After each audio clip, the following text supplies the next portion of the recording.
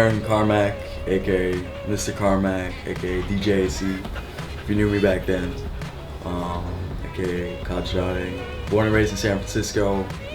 I was born into a musical family, so it was just kind of brought up onto me that I would just start making music. My father has a nice Steinway piano at the house, so when I was young, 1 or 2, I would just sit up on the piano. Actually making beats, I probably started when I was 13 or 14.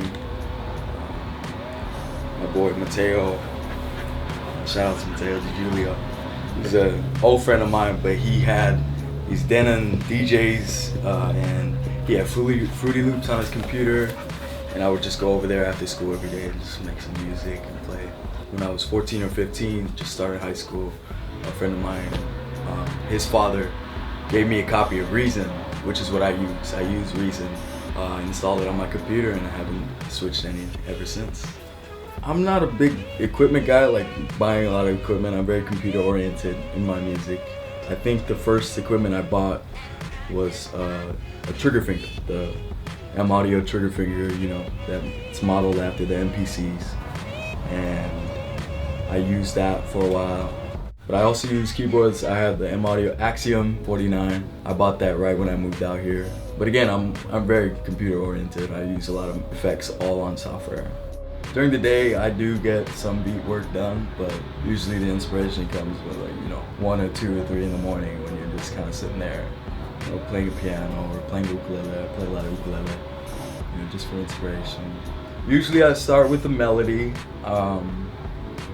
I arrange something, like I got a chord progression in my head that I want to put down, so I draw it in or play it in. And usually it builds from there. Melodies always come first. Then the lead comes in, then the harmony comes in, and then I layer the sounds till it sounds as full as I can get it. After that, then I drop it into, a drum pattern. Because drum patterns are very defining. It locks whatever you have in place.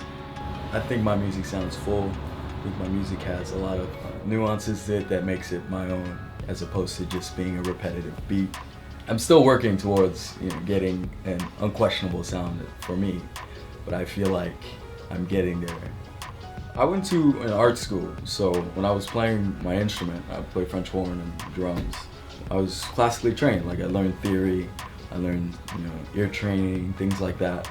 And with that comes a lot of, classical music of the period. Composers and artists influenced me a lot. In terms of beats, my first influence probably has to be Madlib. When I was growing up, middle, high school, I would just listen to his beat tapes all the time, like just on loop, on repeat. I do like lo-fi, low-tech music, tape decks, 8 tracks, cassettes. I take a lot of influences out of dubstep, house. I listen to house a lot. Beatroot and other beat battles similar to that, but just talking about Beatroot, I think it's a great outlet for producers like me who make music and choose to live the life of a producer, to go out there and get their stuff heard. No matter, you don't have to be judged. You don't have to, have any idea of making it in mind when you're doing Beatroot or when you're working with Kavet. He brings a sort of community together that listens and appreciates and works with each other. It's a hip hop community, and I think that's a beautiful thing, when you can make music and play it for people, and that's great. Like, couldn't ask for anything more. Shoutouts to Lightsleepers crew, Kavet for giving me this opportunity. Shoutouts to the whole hip hop community in Hawaii. Shoutouts to Mainframe for saying that first. Shouts out the B-Lock crew back at home in LBC, my second home.